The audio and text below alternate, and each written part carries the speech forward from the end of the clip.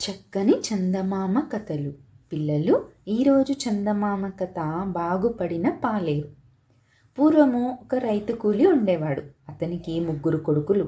పెద్ద కొడుకుని షావుకారు దగ్గర పాలేరుగా పనిచేయడానికి పంపిస్తాడు. షావుకారు అంటాడు వాడితోటి, ఒరే, నువ్వు కోడి కూయగానే లేచి పని ప్రారంభించాలి, లేకపోతే నిన్ను పనిలో ఉంచుకోను, చిల్లి గవ్వ కూడా ఇవ్వను అంటాడు. పాలేరు కూడా సరే అని రోజు కోడి కూయగానే లేచి పనిలోకి వెళ్తుండేవాడు. కొన్ని రోజుల తర్వాత ఒకరోజు కోడి కూతకు లేవడన్నమాట.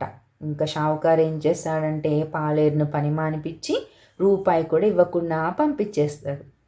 తర్వాత షావుకారు దగ్గర పనిచేసేందుకు 2వ కొడుకు వస్తాడు. కొన్ని రోజులు ఓపికగా పనిచేస్తాడు. కానీ ఆ తర్వాత వాడికి అదే గట్టి పట్టింది. చిట్ట చివరికి 3వ కొడుకు వస్తాడు పాలేరుగా. తన అన్నలు షావుకారు చేతి ఎలా మోసపోయారో వాడికి అర్థమవుతుంది. షావుకారికి ఎలాగైనా బుద్ధి చెప్పాలని పనిలోకి వస్తాడు. ఇంకా షావుకారు మామూలు అలవాటు ప్రకారమే కొత్త పాలేరుతో అంటాడు, ఒరే, నువ్వు ప్రతిరోజు కోడి కూసేసరికల్లా లేచి పనిలోకి రావాలి. అలా చేయకపోతే నిన్నొక్క క్షణం కూడా పనిలో ఉంచుకోను. లేచింది మొదలు చీకటి పడేదాకా ఒళ్ళు వంచి పని చేయాలి అంటాడు. అలాగే అంటాడు ఈ 3వ కొడుకు. అయితే నీ జీతం మాట చెప్పు అంటాడు షావుకారు. నాకేమంత ఆశ లేదులేండి. సంవత్సరం పనిచేశాక మిమ్మల్ని ఒక గుద్దు గుద్దుతాను, యజమానురాల్ని ఒక గిచ్చు గిచ్చుతాను అంతే అంటాడు పాలేరు. వీడేంటి ఒట్టి వెర్రి బాగుల వాళ్ళలాగున్నాడు అని షావుకారు అనుకుని సరే అని వాడు అడిగిన దానికి ఒప్పుకుంటాడు. ఇంకా రోజంతా పనిచేసి చీకటి పడగానే పడుకోవడానికి వెళ్తూ పాలేరు ఏం చేస్తాడంటే ఆ కోడి పుంజుని పట్టుకొని దాని తల రెక్క కిందకు వంచి కట్టేస్తాడు. ఇంకా వెళ్ళి నిద్రపోతాడు. తెల్లవారిన కోడి కూయదు. పాలేరు లేచి యజమాని దగ్గరికి వెళ్ళి అంటాడు, జాము పొద్దెక్కినా కోడి కూయలేదు, మాయదారి కోడి, నాకింత అన్నం పెట్టించండి, నేను పనిలోకి పోవాలి అంటాడు. కోడి ఎందుకు కూయలేదో షావుకారికి అర్థం కాదు. మర్నాడు కూడా ఇలానే జరుగుతుంది. అప్పుడు అంటాడు షావుకారు, ఒరే, మనం బస్తీకి పోదాం పదా అని. అంటే ఇంకొక కోడిని కొనుక్కుందామని ఆయన ఉద్దేశం అన్నమాట. ఇద్దరు బస్తీకి వెళ్తూ ఉంటే దారిలో వాళ్ళకి ఒక ఎద్దు ఎదురవుతుంది. 4 మనుషులు తాళ్ళు పట్టుకొని లాగుతున్నా అది ఆగట్లేదు. ఎక్కడికి పోతున్నారు బాబుల్లారా అంటాడు పాలేరా మనుషులతోటి.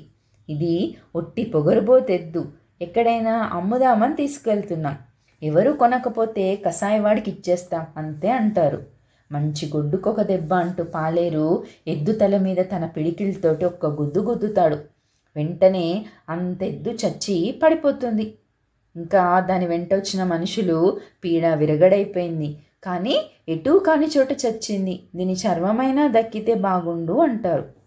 అదేమంత భాగ్యం అంటూ పాలేరు ఎద్దు చర్మాన్ని తన 2 వేళ్ల మధ్య గట్టిగా పట్టి లాగుతాడు. వెంటనే చర్మం మొత్తం ఊడొచ్చేస్తుంది. ఇంకా షావుకారికి చూసి ముచ్చెమటలు పోస్తాయి. తన పాలేరు గుద్దెలాంటిదో గిచ్చెలాంటిదో అర్థమైంది. బస్తీకి ఇంకోసారి పోవచ్చులేరా, ఇవాళ ఇంటికి పోదాం పదా అంటూ కోడిని కోయనే ప్రయత్నం మానేసి ఇంటికి తిరిగి వచ్చేస్తాడు. రాగానే భార్యతో అంటాడు, ఏమే, వీడు మన పాలేరు కాదు, యముడు. వీడిని పనిలోకి పెట్టుకునేటప్పుడు జీతం ఏం కావాలో చెప్పమంటే నన్ను ఒక గుద్దు గుద్దుతానని, నిన్నొక గిచ్చు గిచ్చుతానని అన్నాడు. వాడి సంగతి నాకేం తెలుసు, మంచి బేరం అనుకున్నాను, ఇవాళ ఏం జరిగిందో తెలుసా అంటూ పాలేరు ఒక గుద్దుతో ఎద్దును చంపి ఒక్క గిచ్చుతో దాని చర్మం సునాయాసనంగా ఒలిచిన సంగతి చెప్తాడు. ఇంకా భార్య భయపడిపోతుంది. ఓయమ్మో, ఇటువంటి వాణ్ణి ఒక్క క్షణం ఉండనివ్వరాదు, పంపించేసేయండి అంటుంది. అయితే షావుకారు అంటాడు, ఇప్పటికిప్పుడు ఏం కారణం చెప్పి వాడిని పంపించాలి అంటాడు. సరే, నేను చెప్పినట్టు చేస్తే వాడి పీడ విరగడవుతుంది. ఈరోజు సాయంకాలం ఆవుల మందని తోలుకొని ఇంటికి వస్తాడు కదా, అప్పుడు ఒక ఆవు రాలేదని వంక పెట్టి చీకట్లో వాణ్ణి అడవికి పంపు. అక్కడ వాణ్ణి ఏ క్రూర మృగమో పొట్టన పెట్టుకుంటుంది, లేకపోతే వీడితో మనం వేగలేమంటుంది షావుకారు భార్య. ఆమె కూడా షావుకారికి ఏమాత్రం తీసిపోని దుర్మార్గురాలన్నమాట. షావుకారికి సలహా నచ్చుతుంది. ఇంకా సాయంత్రం కాగానే పాలేరు ఆవులను ఇంటికి తీసుకురాగానే ఆయన వాడితో అంటాడు, అన్ని ఆవులు ఇల్లు చేరినట్టేనా, ఒక ఆవు తక్కువగా కనిపిస్తుందే, తోలుకుపోయిన ఆవులు తిరిగి వస్తుంది లేంది లెక్క చూసుకోవా అంటాడు. లెక్క పెట్టానే, అన్నీ సరిగానే ఉన్నాయి కదా షావుకారు అంటాడు పాలేరు. సరిగా ఉండడం ఏంటి, ఒక ఆవు అడవిలోనే ఉండిపోయింది, వెంటనే వెళ్ళి వెతికి పట్టుకురా అంటాడు షావుకారు. ఇంకా పాలేరు తానే పొరపడ్డాననుకొని చీకట్లో పడి అడవిలోకి వెళ్తాడు. తిరగగా తిరగగా వాడికి ఒక కొండ గుహ బయట ఒక నల్లటి ఆకారం కనిపిస్తుంది. ఇంకా పాలేరు దాన్నే ఆవనుకొని, నువ్వు ఇక్కడ చచ్చావా, పద ఇంటికి అంటూ దాని మెడ పట్టుకొని ఇంటికి లాక్కుపోయి పశువుల కొట్టంలోకి తోసి తలుపు మూస్తాడు. అయితే వాడు అడవిలోంచి లాక్కొచ్చింది ఒక ఎలుగుబంటి అన్నమాట. అది వాడు గమనించడు. ఇంకా మర్నాడు సాయంత్రము షావుకారు పశువుల కొట్టం తలుపు తెరిచి లోపలికి వెళ్ళి చూస్తాడు. అన్ని ఆవులు చచ్చి ఉంటాయి.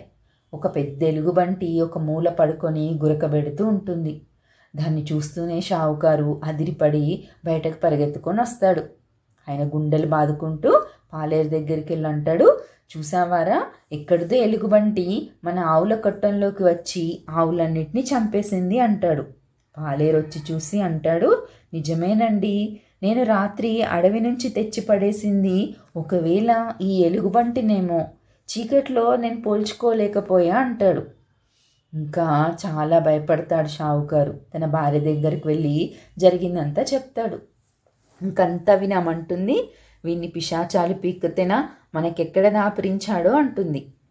అప్పుడు షావుకారు అంటాడు, పిశాచాలంటే జ్ఞాపకం వచ్చింది, వీన్ని వదిలించుకోవాలంటే వీన్ని పిశాచాలకు అప్పగించడమే అంటూ పాలేరు దగ్గరికి వచ్చి అంటాడు, ఒరే, ఉత్తరాన మన పొలం అవతల పిశాచాల మడుగుంది తెలుసుగా అంటాడు. అందులో ఉంటున్న పిశాచాలు మనకు చాలా అద్దె బాకీ ఉన్నాయి, వెళ్ళి వెంటనే వసూలు చేసుకురా అంటాడు. అవి మనకెంత బాకీ ఉన్నాయండి అంటాడు పాలేరు. ఇచ్చినంత రాబట్టుకురా, వాటితో మనకు బేరాలేమిటి అంటాడు షావుకారు. ఇంకా పాలేరు సరే అని ఏం చేస్తాడంటే ఒక మోపు జనపనారని ఒక పెద్ద సంచిలో వేసుకొని పిశాచాల మడుగు దగ్గరికి వెళ్ళి కూర్చొని దాంతో తాడు పెంతూ ఉంటాడన్నమాట.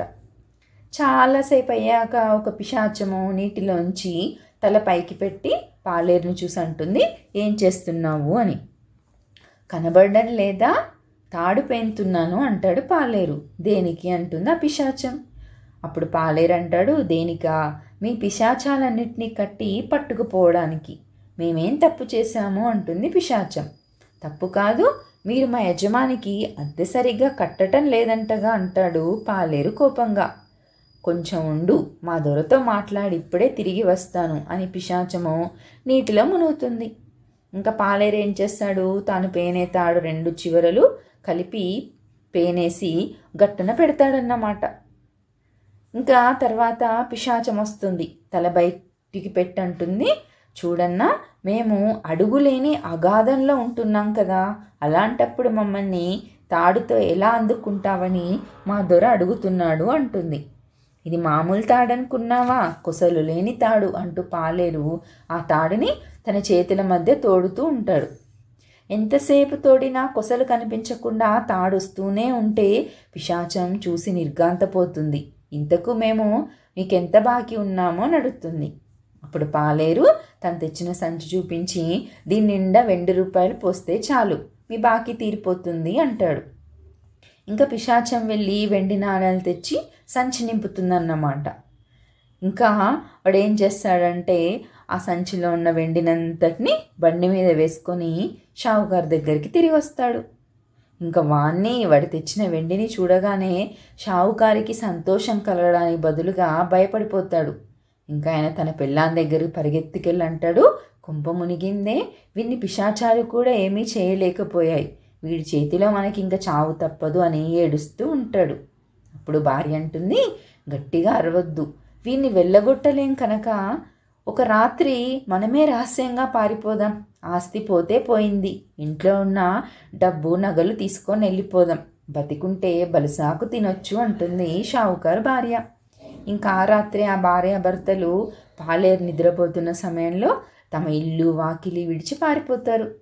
ఆ తర్వాత ఆ ఇల్లు వాకిలంతా పాలేరు పరమవుతుంది. ఇంకా వాడు తన తండ్రిని అన్నలను తన ఇంటికి పిలిపించుకొని ఆ పిశాచాలు ఇచ్చిన వెండితోటి చాలా పొలం కొని సుఖంగా ఉంటాడన్నమాట. పిల్లలు, ఇంతటితోటి కథ కంచికి మనం ఇంటికి. ఈ కథను రాసిన వారు ఎన్ సుందర్రావు గారు.